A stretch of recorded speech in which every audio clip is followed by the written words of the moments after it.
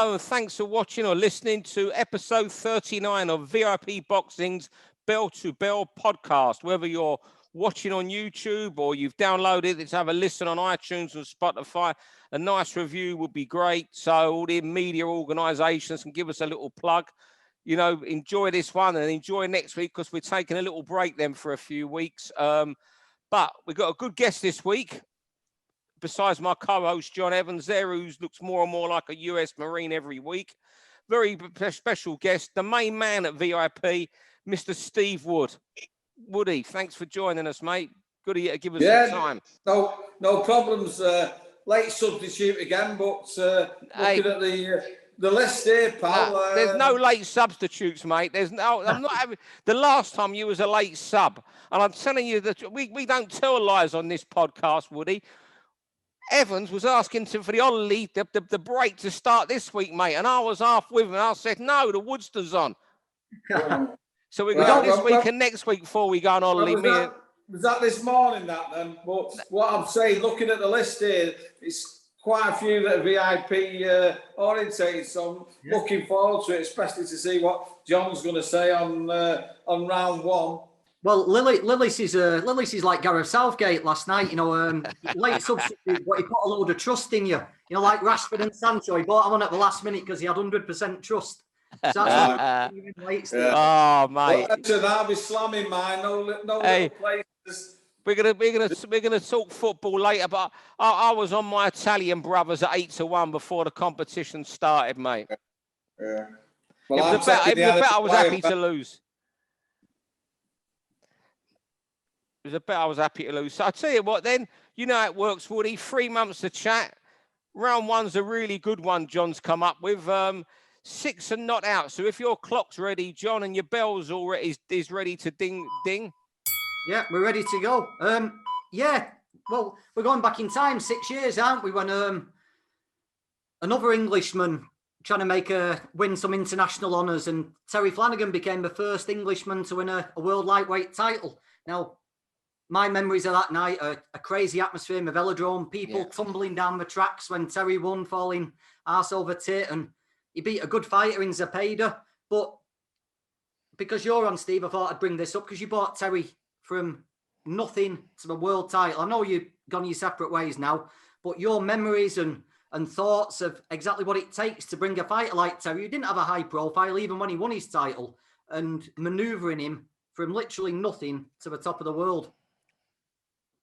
Yeah, I mean, to be honest, when you've seen it there, it's actually 6 years to the day, wasn't it? 11th of July 2015. So my memories of that one is that, you know, it was brewing into a good fight, you know, and it would have been a 50-50 fight, but the kid had to go with the time. So it wasn't like he's won a world title in effect. It wasn't until he had probably his best performance at the first defence against Magdaleno, where he was on fire at the Emmy and Arena. So that's when it felt like he was a real world champion. That night at the velodrome, however good it was, didn't really do it for me. Or I don't think his trainer, Steve or Terry, got the buzz that they would have done if it would have been like a clean win. But no, looking back at it there, I think the only regret I have with Terry Flanagan is that when the talks of the Crawler fight, which would have been not just a big money fight for Terry, but also a big Manchester fight,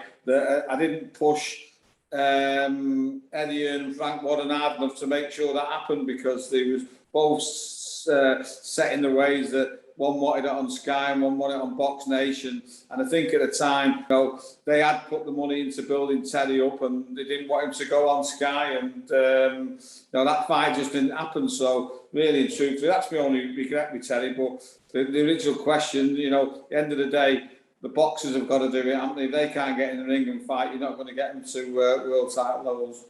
You know, my memory of that, you know, you spoke about the fight there, was the actual fight week, John. Was you around the press conferences, John, and everything? Yeah, it was just a confidence around Terry's camp that week. It was a real air of confidence that I didn't expect from them. And the other thing was the Peters family were all over. I think there was like 6 in a room, so they didn't have to pay. It was madness, that with them that week.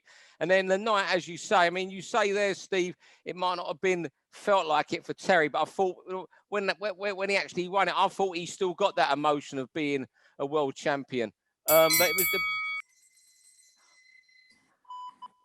round 2, off again. Fury Wilder, off again. Is it ever going to happen? People, are wondering that.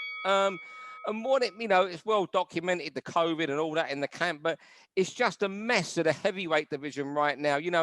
This time, even during the pandemic, this time come December, we thought it would have all been sorted by now. Looking forward to Joshua and, Joshua and Fury could even have happened by now. And instead, we're now in the second half of 2021. We've that Joshua versus Fury is now as far away as ever been in the last 2-3 years. Usyk against Joshua hasn't been announced yet. We know we're hearing at Tottenham 25th. We don't know that. Fury's going to fight maybe October. It's just a whole mess. You're going to end up with Joyce Joyce is waiting for his WBO mandatory. Wherever he's gonna, is he man? It's so confusing. Joe Joyce is waiting. He's going to get nominated. Is he for the winner of Joyce and Usyk? Hergovich is having a final eliminator, and that fight could be thrown on Joshua. It's just a whole heavyweight mess. And the longer this goes on, I think the chances of Fury and Joshua meeting for all 4 belts look less and less unlikely. Yeah, I agree. It's a farce, isn't it? Look. Even when earlier this year it looked like we were going to get Joyce Usyk, Fury Joshua, and then White would have been forced into fighting another contender, maybe Ruiz. And you've got 3 fantastic fights there with storylines to follow on. But the heavyweight division, I'm sick to death of it. Just let themselves down time and time again, don't they? And all the steam behind and momentum's just gone, hasn't it? Everyone was excited. They could have really not saved boxing because boxing's doing all right, but they could have really made boxing a must-see event again. And they've all just messed around, dragged things out, and the momentum's just gone. Well, listen, I think probably being a bit harsh on the fact that they have got COVID and COVID's real, and we've been in a pandemic, and you get situations where it's either legal or injuries, and boxing's riddled with all that there. And can you imagine if we was all waiting for Fury, Joshua, and he got COVID, and I don't know if they'd be out in Saudi Arabia or they'd have done Wembley. I think we'd all be ill as well, but there's nothing you can do about it. And I just feel that, not just because of the pandemic and the other things that are dragging it on, Fury now will be probably 18, 20 months since he's fought again, and you worry about Tyson keeping it straight. Yeah, look, I agree with you, Joe. I think the momentum's gone. There has been messing around in this. And, boxing in the mainstream, it's still the heavyweight division that carries the sport. Round 3, Woody, you want to speak about one of your fighters? Yeah. Well, Josh Warrington v. Lara, the 4th of September at Headingley. Not been announced yet, but obviously it's happening, and it's the worst kept secret in boxing at the moment. And I've been laughing because when we first announced the first fight there, people were saying to me, how did you get away with that? How have you got away with that? It's a terrible fight, this Mexican. When he got beat, it was all like, why have you picked him? You picked the wrong opponent. You're mad. And now we're getting it. Why are you doing it again? So I was just wondering what you two guys' reactions are to the rematch, because the reactions we've got is that once the tickets go on sale on Friday, they won't be lasting long. Hey, look, is it going to be the first mega event in British boxing since the crowds are back? I don't think there's anything. You've got the Joe Joyce at Wembley's a good card, but it's been the first big event as such. Steve, I'll be honest, I love Josh Warrington, I love Sean, and you know what? I'll be on the prayer mat for him to win it. I don't like rematches like this at all, and it's just me, Steve. That's how I feel. I thought Josh was well beat. It's a fight he can win, but I think he could have come back with a far less risky assignment than this. And it says a lot about Josh Warrington as a man, though, that he wants this fight. And that's what I, you know, that's how I see it, John. I was a little bit worried, but I spent a bit of time with Josh a couple of weeks ago now, and the way he was talking, he wasn't saying, "Oh, I don't know what went wrong," you know, doubting himself, wondering if he still got it. He says, "I know exactly what went wrong. I can put it right. I know what I've got to do to put it right." So he's not kidding himself. He knew he took a pasting. We've had him on the show, haven't we, Steve? Yeah. He's not hiding the fact that he was badly hurt, but he's not deluding himself into that he had a bad night. He knows he did things wrong and he knows how to put them right. I'm pretty confident he might get it done. More confident having spoken to him. Good as well. Is he doing anything different in camp or anything, Steve, this time, or? Well, he's certainly not overlooking him. And like I said right after the fight, we all overlooked him, and no one more than me. So we've got all the right sparring being lined up, and obviously the things that went wrong in the last camp, and there was a lot of little things that went wrong. Won't be going wrong on this one. So I'm confident. Also, Steve, that fight week, did he do an excessive amount of media? I remember even doing an interview with me for VIP, even the night before the fight. Well, you can answer that one in a bit, Steve. Well, we're talking about another VIP fighter, and when the fight camp posters came out, you know, obviously Conor Benn gets the headlines and things like that, and in small print on one of the shows, it said Avni Yildrim against Jack Cullen. And, you know, some fights just jump out off a page at you. I thought, that's imaginative matchmaking. It's brilliant matchmaking. It gives the fans are going to get a war. They're both going to be there to get hit and hit. They're both exciting. It gives you a real gauge of where Jack Cullen can go. You know, he's got markers with Canelo and Eubank, but Jack can't even afford to think of that, can he? It's a massive step up for him. It'll elevate him across the boxing world, really. Everyone knows Avni Yildrim. And I just can't wait for it. I think it's a fantastic bit of matchmaking and a surefire hit, and well done for everyone for taking it. Yeah, you know what? I've got it as a real 50-50 fight, and I saw the bookies have Jack well odds on. I saw somewhere. I saw some odds. I'm sure I saw Jack, you know, really comfortable in the betting. But you know what? People will look at those two hammerings he got at the highest level, Canelo, and a world-class fighter. But you know what? He's not the worst fighter at all, Yildrim. It's just that highest level he falls short. You know what? He beat Lalenga Mock, who was ancient, but about 3 months earlier, Mock had only been the second man to beat Dmitry Chudanov. He also beat Marco Parabon, which was an okay win at the time. Yeah, well, I mentioned the Mock one the other day to someone, and I also seen that another big name on it was in Glenn Johnson. But I'm presuming he was getting his OAP at the time on it there. So I've looked at clips on him, and he's not the quickest of fighters. He's dangerous with the overhand right, which is something that Jack's been susceptible in the past. I mean, been caught with. Obviously, the main one was the Felix Cash, which we look really his only loss, because when he lost in the prize fight and he was shoved back on straight after he was in the semi-final, not gone there. So I just think, like John said, it's a great fight, and it's what I'd call a bringing out fight for Jack. So I think Jack's going to be too fast for him. He's going to hit him too often to the body and head. And I'm not even looking at a point when I think Jack Cullen's going to stop him and make a big statement. I think it's on July the 31st, isn't it? Yeah, it's the first of the Garden shows. He's had time to grow into super middle as well now, hasn't he, Jack? Which he's got to be better suited. You know, I don't think I've ever seen a bigger middleweight than Jack Cullen. So he's had all this time now to really become a solid 168.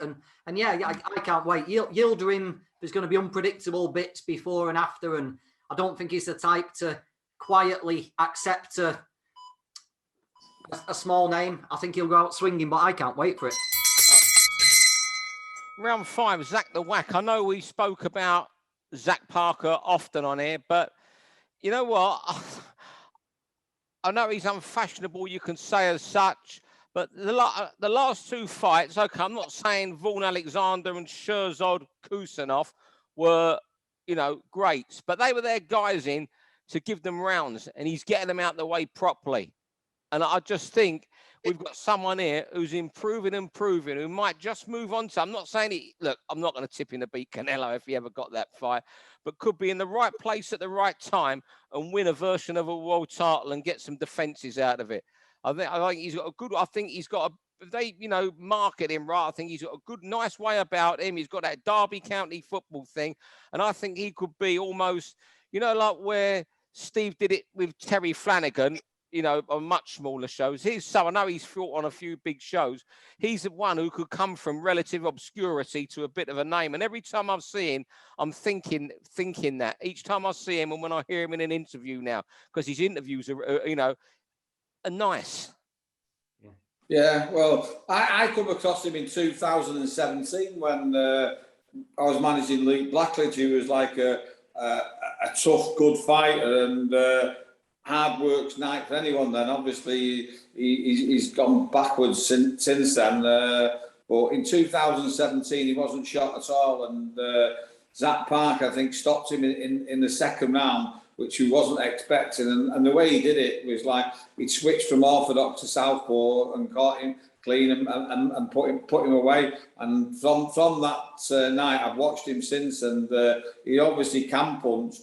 When I was watching him the other night, obviously the kid was 41, but he still needed stopping. It was a good body shot, and something that you think about is that he is going to get a chance at world level, but he's not really had that fight. The learning fights are fight at world level, but once you're in the manager's position, the hard call is, do you take the risk of having that learning fight, which you probably need to go to world level, or do you just carry on bowling over what you're bowling over, waiting for that world title? So it'd be interesting to see what they do with him, because if they've got real faith in him, they'll probably give him that learning fight so that he can win the world title and not just fight for one. Yeah, well, I won't say the names because that's sworn to secrecy, but I've heard 2 names we've asked for next, and I'd put them beyond learning fights, and they've actually asked for them. But I thought he did a good job. Everyone on that bill on Saturday night had opponents we should have got rid of, and he was the only one who did it in style. Dennis McCann, but Dennis was fighting a kid much smaller than him. Lyndon laboured a bit, didn't he? Archie Sharp did, but Zach just did the business exactly what was asked of him, and did it clean and quick as well. Yeah, become round 6. Woody, you're going to whinge about football because it went to Rome. Yeah. Well, I thought that obviously with it being such a big thing for the last 6 weeks, we even a boxing show, we can talk about football, but I want to kind of relate it back to boxing, where in the second minute they got the goal, which obviously had come from the wing backs, which was the 5 defenders there. He'd gone down the right with Trippier, over to the left with Shaw, and he put in, and everyone's starting to think that he's a tactical genius. And then obviously relating to boxing, they've had the first round knockdown, and the show's going on, and it's like, well, let's ease to a point win instead of stepping on the gas and putting him away. So my point is, I know you and John are football fans as well as boxing fans, the same as me. I think we should have gone for it, and he was too defensive, and they're all hailing him out how he's done really well for the country, and in a way he has done. But I feel he let the country down, because we were more than capable of attacking those old defenders. And what's the point of playing Sterling and Kane when they're in the middle of their own half defending, when they should be up there? So I'd love to know what you guys think about it. I agree with you, Steve. But I think he's done brilliant through the tournament. I do agree there were 2 negative second half, but that's also, you've got to take into account the Italians were pushing them back as well. So you've got to give credit where it's credit's due. The best team in the tournament won the competition, even though they had to win their semi-final and final on penalties. But if they'd held on for another 15 minutes, whatever it was last night, it would have been a tactical masterclass, and he got everything right so far. I was more aggrieved that it was him that decided young men should take penalties. It's brave of those young men to stand up at the end there. Jordan Sancho and the guy that plays for Arsenal. I thought what they did was, took some doing. But I'm more aggrieved over the penalties than not chasing that second goal in the second half. But you know what? I think he's everything else he'd done in the tournament. I think he did right, and I'm not going to dig him out over last night. And I wouldn't be surprised if they went one better in Qatar next year. I I think they can win it next year. I really do. I think they're going to improve for that.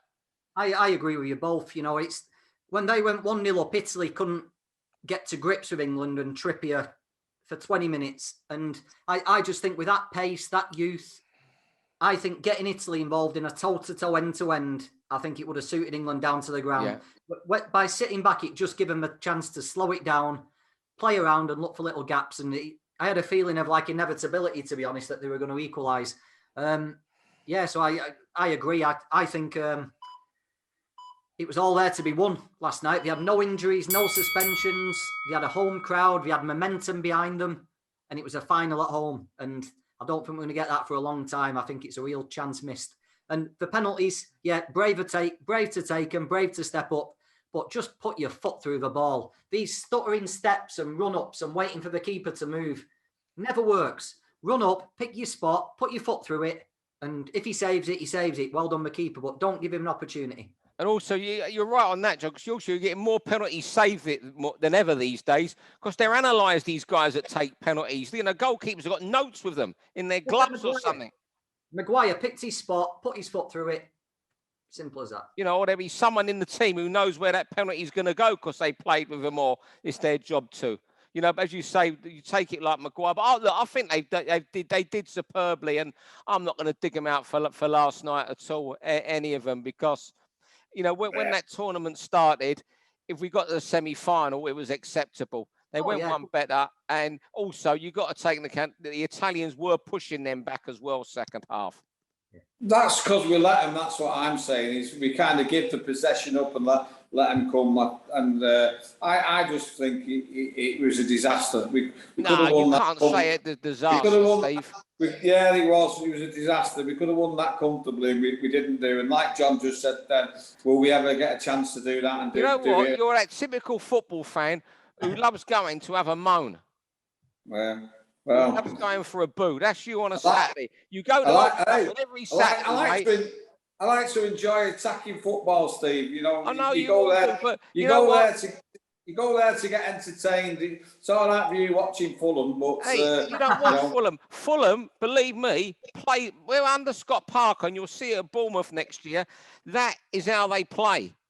That is how they play. And I think it's becoming a bit of a trait with English coaches to play like that. Set up not to get beat.